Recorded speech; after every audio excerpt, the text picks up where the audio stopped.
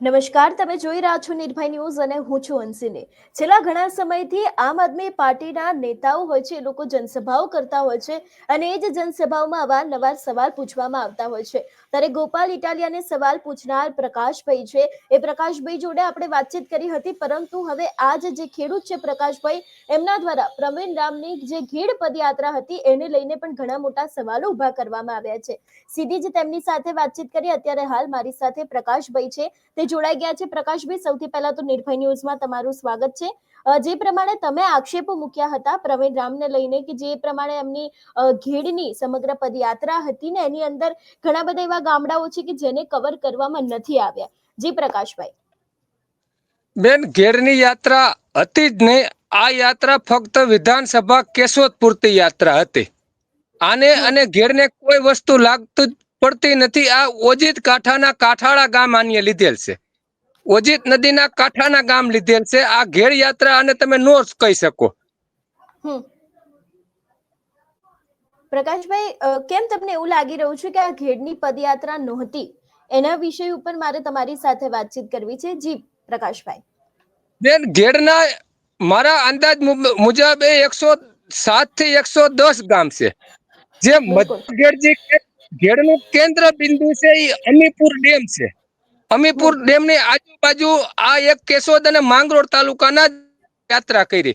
ઘેડના તાલુકામાં કેટલા આવે હું તમને ગણાવું। કેશોદ આવે છે, માંગરોળ આવે છે, માણાવદર આવે છે, કુતિયાણા આવે છે, રાણાવાવ આવે છે અને પોરબંદર આવે છે।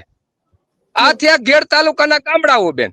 અને જે ભાદર નદી અને ઓજીત નદી, એ બે નદીઓનો વચ્ચેનો વિસ્તાર છે, એને ઘેડનું સ્વરૂપ આપવામાં આવ્યું છે, એને ઘેડનું નામ આપવામાં આવ્યું છે બેન। જી પ્રકાશભાઈ, એટલે ખાસ કરીને તમે જે આક્ષેપો મૂક્યા છે પ્રવીણ રામ ઉપર, કે જે સમગ્ર ઘેડની પદયાત્રાનું નામ આપવામાં આવ્યું છે તે તો વિધાનસભાને લઈને, જે કેશોદની વિધાનસભા છે એની આસપાસના વિસ્તારો જે છે એ કરવામાં આવે છે, અને તેની સાથે માણાવદરના જે 1 થી 2-3 ગામડાઓ તેમના દ્વારા કવર કરવામાં આવ્યા છે એ છે। આ બે ત્રણ ગામ માણાવદર ખાલી ઓજીત જ લીધી। ઘેડ વિસ્તારમાં ઓજત નદી, ભાદરનું ઉદ્ભવ સ્થાન બેન જસદણ તાલુકાનું મદાવા ડુંગર માંથી ભાદર નદી આવી બેન। ભાદર નદી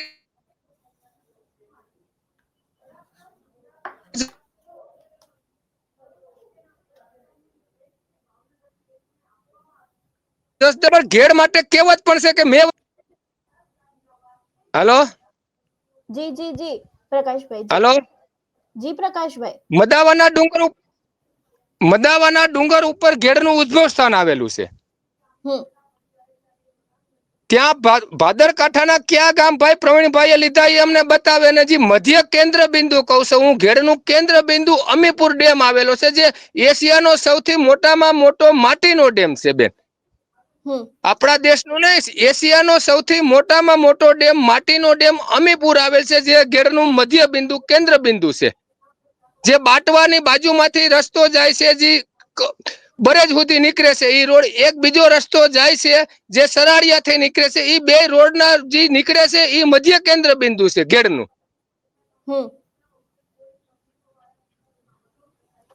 એટલે પ્રકાશભાઈ, ખાસ કરીને તમે એવું કહેવા માંગો છો કે જે મહત્વના ઘેડના જે વિસ્તારો છે એને કવર કરવામાં જ નથી આવ્યા, પરંતુ એના સિવાયના વિસ્તારો કવર કરવામાં આવ્યા છે? બેન, ચોખ્ખું દેખાય છે। એના યાત્રાનો તમે રૂટ જોઈ લો। ફક્ત અને ફક્ત કેશોદ વિધાનસભા અને 3 કે 4 ગામ લીધા છે માણાવદર વિધાનસભાના। તો હું પ્રવીણભાઈ એમ કહી શકશે કે આખી ઘેડની યાત્રા છે?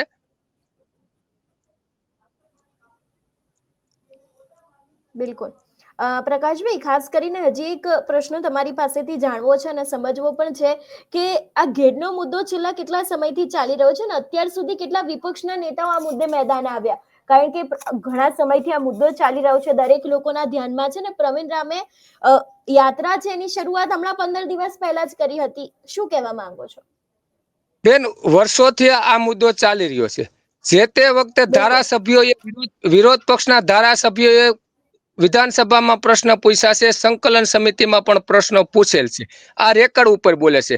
અમે 2020માં ખેડૂત હિત રક્ષક સમિતિ, બેન જુનાગઢની ખેડૂત હિત રક્ષક સમિતિ આના માટે યાત્રા કાઢી હતી, નદી બચાવ અભિયાન। ત્યારે હમ કોરોના કાળ આવી ગયો. બરોબર, કોરોના કાળમાં આ યાત્રા કાઢેલી હમ ખેડૂત હિત રક્ષક સમિતિના અતુલભાઈ શેખડાના અધ્યક્ષસ્થાને, એમાં હમીરભાઈ રામ પણ હતા સાથે. જે અતુલભાઈ શેખડા અને હમીરભાઈ હમ રામ બંને જે અત્યારે આમ આદમીના પાર્ટીમાં જોડાયેલા છે. 2020માં આ હમ યાત્રા કાઢેલી, જાન્યુઆરી મહિનો, મને બેન તારીખ બહુ યાદ નથી આજની તારીખે, પણ જાન્યુઆરી મહિનામાં 2020માં જાન્યુઆરી મહિનામાં સવારમાં શાસોતક વિધિ મુજબ અમે નદીઓના પૂજન કરાવેલા. ગામો ગામ અછતગ્રસ્ત ગામો જ્યાં નદી નીકળતી હતી, શાસ્ત્રોક વિધિ મુજબ એ નદીઓના પૂજન કર્યા હતા કે નદીઓને અમને મૂળ સ્વરૂપમાં એમાં પાણી વહવા દો, એને કેમિકલ યુક્ત કરી અને ગંદુ તમે ન કરો. આ રેકર્ડ ઉપર બોલે છે આ વસ્તુ બેન.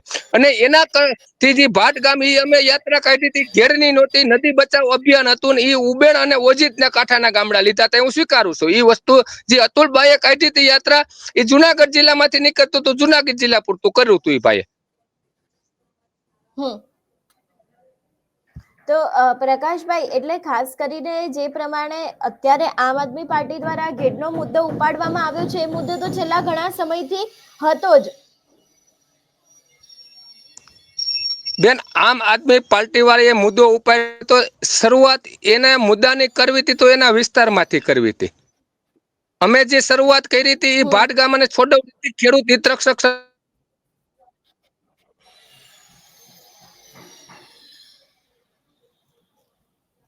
હમ ધોલાઈ ઘાટો છે. હમ બરોબર છે. 300 પરિવારને રોજી આપે છે જેતપુરનો ડાંગ એસોસિએશન. એની સામે 3 લાખ પરિવારો વિસ્થાપિતો પણ થાય છે એના થકી. હમ હમ 300 પરિવારને જીવાડવા માટે થઈ અને 3 લાખ પરિવારને મારી નાખવાનું.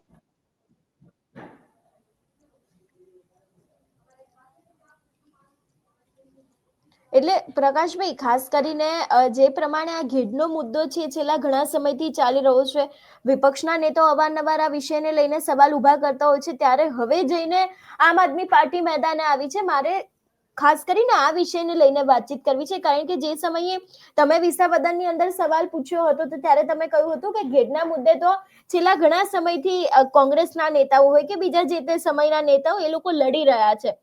આ વિષયને લઈને વાતચીત કરવી છે. જી પ્રકાશભાઈ. આ બેન લડે જ છે, મુદ્દો લડે છે. વિસાવદર ને નહીં, મેં આ પ્રશ્ન પૂછ્યો તો બાલાગામ ન્યાય હા યાત્રામાં. બિલકુલ.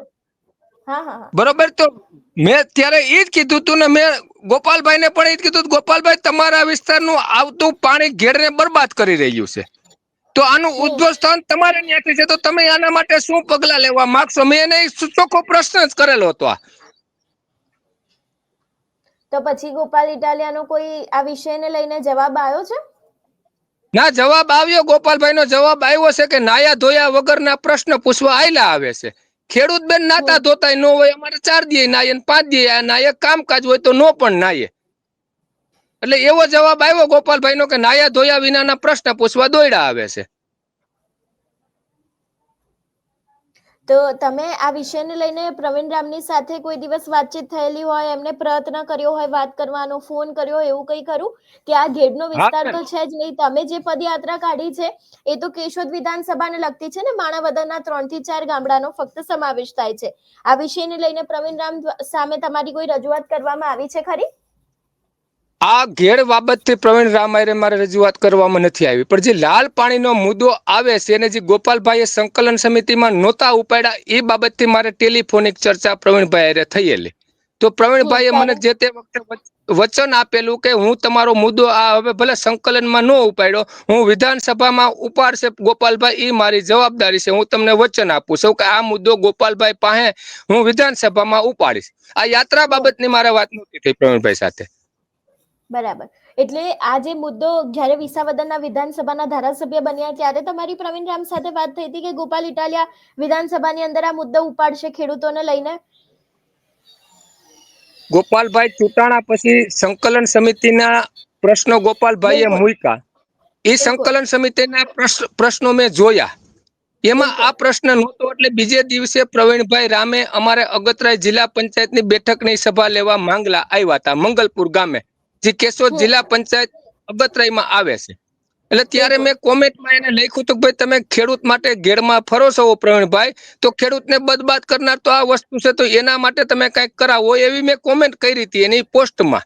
એટલે પ્રવીણભાઈએ મને સામેથી ફોન કર્યો, પ્રકાશભાઈ તમારે તકલીફ શું છે? એટલે મેં એને તકલીફ હતી મેં કીધી તો કે કાંઈ વાંધો નહીં પ્રકાશભાઈ, સંકલનમાં નથી મૂક્યો મુદ્દો ગોપાલભાઈએ, પણ હું આ મુદ્દો વિધાનસભામાં ઉઠાવીશ એની પાસે. જી, અને ગોપાલભાઈએ એ સવાલ ઉઠાવ્યો નથી ઉઠાવ્યા બેન, રેકર્ડ ઉપર બોલે છે ને. ટીપીના પ્રશ્ન ઉઠાવ્યા છે કે જે ટીપી લાગુ જ નથી પડતો. વિધાનસભા વિસ્તાર વિસાવદરને કોઈ ટીપીનો પ્રશ્ન લાગુ નથી પડતો બેન. આ રેકર્ડ ઉપર બોલે ટીપી કોર્પોરેશનને લાગુ પડતો મુદ્દો છે.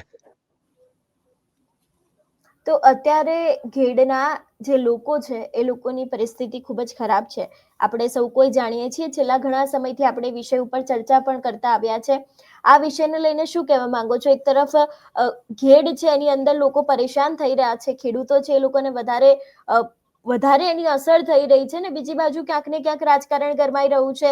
ઘેડના નામે જે અત્યારે હાલ પદયાત્રા ચાલી રહી છે, તમે આક્ષેપ કર્યા એ પ્રમાણે એ જગ્યાએ થઈ જ નથી બેન. પરેશાન હું નહીં, હમણાં આમ આદમીના પાર્ટીના રેશમાબેન પટેલ મજેવડી ગામે ગયેલ ને ત્યાંથી એને લાઈવ કરેલ હતું. મજેવડી ગામેથી રેશમાબેને લાઈવ કરેલું વિડીયો બિલકુલ, હા, પ્રજાને બતાવે, પ્રજા બતાવે છે એના પગના ઊંચા કરી પગના બૂટ કાઢીને બતાવે છે. બેન, ભયંકર ચામડીના રોગો છે. આ પાણીમાં તમે જમીન ખેતરે જવા નીકળો, પાણીમાં તમારા પગ બોરાય કે તમારું પશુધન પાણીમાં નાવા જાય તો ચામડીના તમે જુનાગઢ ચામડીના ડોક્ટરોને તમે તપાસ કરો, ત્યાં તમે જુનાગઢના ચામડીના જેટલા ડોક્ટરો છે ત્યાં તપાસ કરો તો ઈ આ ઉબેણ કાંઠાના જેટલા ગામડા આવે છે એના દર્દીઓ ઘરે ઘરે એક દર્દી પણ ચામડીઓના છે. પશુધન પાણી પીશે તો પશુધનમાં પણ નુકસાની છે. શાકભાજી આનું ઉગાડીએ છીએ, એક પર તો સરકાર એમ કે છે કે ઓર્ગેનિક ખેતીને તમે પ્રોત્સાહન આપો. ઓર્ગેનિક ખેતી કરવી છે ખેડૂતોને, પ્રોત્સાહન આપવું છે, પણ બેન અમારી પાસે પાણી ઓર્ગેનિક નથી, પાણી પ્રદૂષિત થયેલું છે. તો ઓર્ગેનિક કઈ રીતે કરવું? એટલે આપણા રાજ્યપાલ આપણા રાજ્યપાલજી છે એ ગાયો અને ઓર્ગેનિક ખેતીને બરોબર આધારિત એને પ્રોત્સાહન આપે છે. દેવદત્તજી આપણા રાજ્યપાલ છે, અમારે રાજ્યપાલ છે બરોબર, અમે એને પણ એ પ્રોત્સાહન આપે છે ઓર્ગેનિક ખેતીને. જમીન બરોબર જીવાણુ મુક્ત ખેતીને આપે છે, સ્વીકારીએ છીએ કે બહુ સારો મુદ્દો છે, જીવાણુ મુક્ત ખેતી થવી જોઈએ. પણ ખેતીની મેન જરૂરિયાત જમીન છે, જમીન પછીની બીજી જરૂરિયાત પાણી છે. પણ તમારી પાસે પાણી જીવાણુ યુક્ત છે તો તમે ઓર્ગેનિક ખેતી કઈ રીતે કરી શકશો બેન?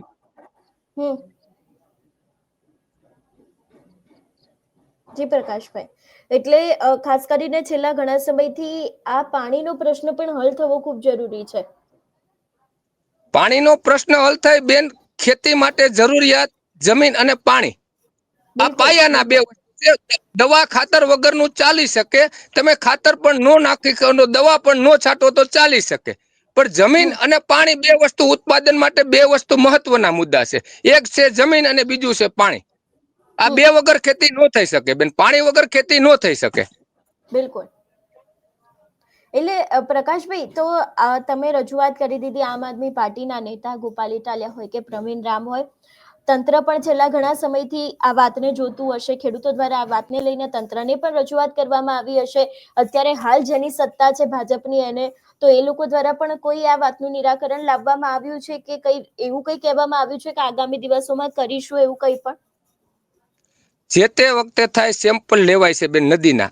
આજ શનિવાર છે, આ શનિવાર આનાથી આગલા શનિવારે અમે સર્વપક્ષી બેઠક આજ મુદ્દે ઉપર ઉબેણ કાંઠાનું ગામ ધંધુસર, જે અમારા વંથલી તાલુકાનું ગામ છે બેન, ધંધુસર અમે બોલાવી. ત્યાં અતુલભાઈ શેખડા હતા, અમીરભાઈ રામ હતા, ભાજપના પણ આગેવાનો હતા અને કોંગ્રેસના આગેવાનો પણ આવ્યા. પાલભાઈ આંબલિયા પણ હતા, લાલજીભાઈ દેસાઈ પણ હતા, ધારાસભ્ય અનંતભાઈ ચૌધરી ડાંગના એ પણ આવેલા. સર્વપક્ષીય ખેડૂતના મુદ્દા ઉપરની આ બેઠક હતી ઓલા શનિવારે બેન. કઈ તારીખ આવતી હોય શનિવારે તમે જોઈ લેજો, મારા ફોટા પણ ફેસબુક ઉપર શેર થયેલ છે તે દિવસના. લાલ પાણી બાબત ત્યારે રૂબરૂમાં બતાવેલ. અમારી નદી છે એ મૃત નદી નો આવે, માછલી મરી ગયેલી પડી હતી અમે દેખાડી હતી, એના ફોટા પણ પાડ્યા છે એ લોકોએ, બરોબર. એટલે આની લડાઈ તો ઘણા વર્ષો ત્યાં ચાલુ છે, પણ જેતપુરનું ડાંગ એસોસિએશન બેન શક્તિશાળી એસોસિએશન કરે, અને તમને તો ખબર છે કે પૈસાથી અત્યારે શું નથી થઈ શકતું, બરોબર. વર્ષો ત્યાં પૈસાથી ખીચા ગરમ થાય એટલે કોઈ આ મુદ્દા ઉઠાવતા નથી.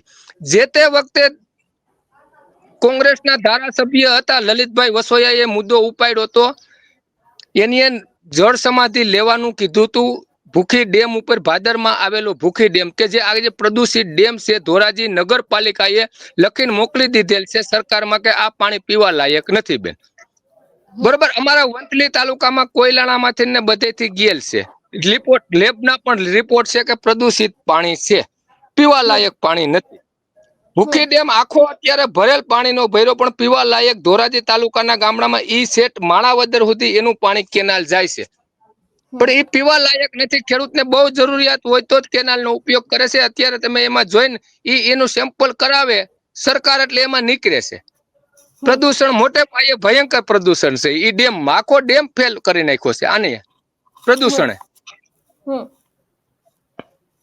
એટલે પ્રકાશભાઈ, હજી એક તમને સવાલ પૂછવા માંગીશ કે ગોપાલ ઇટાલિયા હોય, રેશમાબેન પટેલ હોય, રાજુ કરપડા, આ લોકો દરેક લોકો એવું કહી રહ્યા છે જ્યારથી તમે સવાલ પૂછ્યો તો એ બાદ કે અમારી જનસભામાં કોઈકનું કોઈક વ્યક્તિ આવે છે, એ લોકો આવા સવાલ પૂછે છે ને, કોઈક પાર્ટી સાથે જોડાયેલા હોય ને અમારી સભા બગાડવા માટેનો પ્રયત્ન કરતા હોય છે. આપના એક નેતા છે કરણ બારોટ, એમના દ્વારા તો સીધો તમારો એક વિડીયો પણ મૂકવામાં આવ્યો છે કે આ ગોપાલ ઇટાલિયાની સભા બગાડવાના ઉદ્દેશથી આવ્યા છે, એવી વાત પણ કહેવામાં આવી છે. આ સમગ્ર વિષયને લઈને શું કહેવા માંગો છો? બેન, એ વિડીયોનો મેં ખુલાસો કર્યો છે, વિડીયો મારો છે. એમાં ક્યાંય પણ અમારા ખેતીને અત્યારે પાણી ચાલુ હતું, ખાતર નાખવાનું ચાલુ હતું, એની વાત કરતા હતા કે મજૂર કીધા, મજૂર આવ્યા નથી ને એકલો આજે હું લડ્યો છું સાંજ સુધી. બરોબર, વિડીયો એની ઉતાર. આનું કામ છે ટોલ કરવાનું, એ ધંધો છે, આ ટોલની કંપની છે. જેમ ભાજપ પાસે પોલીસ તંત્ર તમારી ધરપકડ કરે, આની પાસે ટોલ ગેંગ છે, એક આખી ટોલ ગેંગ રાખેલી ગેંગ છે. બરોબર, ગોપાલભાઈ ગયા હતા, એની જ પાર્ટીના પ્રમ દિવસ ગોપાલભાઈ જુનાગઢ યાર્ડમાં ગયેલા, એની પાછળ બીજો એના જ આમ આદમીના પાર્ટી વાળા ભાઈએ વિડીયો બનાવેલ છે. બરોબર, ગોપાલભાઈ ના જ વિસ્તારમાં ઇકોઝોન નું લઈને કે છે કે એમાં ઇકોઝોન નો મુદ્દો ઉપાડ્યો છે. બેન, ઇકોઝોન ના મુદ્દાના ત્રાસને હિસાબે તમને ખ્યાલ હોય તો 4 થી 5 દિવસ પહેલા 2 માલધારીઓએ ઝેર ગળગડાવ્યું. તમને ખ્યાલ હશે બેન, વિસાવદર તાલુકાના 2 ગામ, એક માલધારીનું મૃત્યુ થયું. આજની તારીખે ઇકોઝોન નો પ્રશ્ન સળગતો પ્રશ્ન છે. પ્રવીણભાઈ રામ અને ગોપાલભાઈ ઇટાલિયાએ એ મુદ્દો ઉપાડ્યો હોય તો એ માલધારી જયારે બેઠા હતા હોસ્પિટલે, મૃત્યુદેહ નહોતા સ્વીકારતા જ્યાં સુધી કે આની માથે ફરિયાદ નહીં થાય તો ઈ પ્રશ્નને ઈ આપઘાત કરવાને કર્યો ઇકોઝોનના મુદ્દાને હિસાબે કર્યો. જો એને ઇકોઝોનનો મુદ્દો પણ ઉઠાવ્યો હોય ને એની કઈક રજૂઆત ને એનું કઈ નિરાકરણ આવ્યું હોય તો આને 2 માલધારીને દવા ન પીવી પડે બેન. બિલકુલ પ્રકાશભાઈ, આપ અમારી સાથે જોડાયા બદલ આપનો ખૂબ ખૂબ આભાર. આભાર બેન. જે પ્રમાણે આજે આપણે ખેડૂત છે પ્રકાશભાઈ જલુ, તેમની સાથે સીધી વાતચીત કરી. તેમના દ્વારા જે આમ આદમી પાર્ટીના પ્રવીણ રામ છે એમની જે ઘેડ બચાવ પદયાત્રા હતી એના ઉપર આક્ષેપ મૂકવામાં આવ્યા છે. ગોપાલ ઇટાલિયા હોય કે પછી બીજા કોઈ પણ નેતાઓ હોય, એ લોકોને લઈને પણ ખાસ કરીને મોટી વાત કહેવામાં આવી છે. તમારું શું માનવું છે આ વિષયને લઈને અમને કમેન્ટ કરીને ચોક્કસથી જણાવજો. તેની સાથે અમારી ચેનલ નેફાઈ ન્યૂઝને લાઇક, શેર અને સબસ્ક્રાઇબ કરવાનું ભૂલશો નહીં. નમસ્કાર.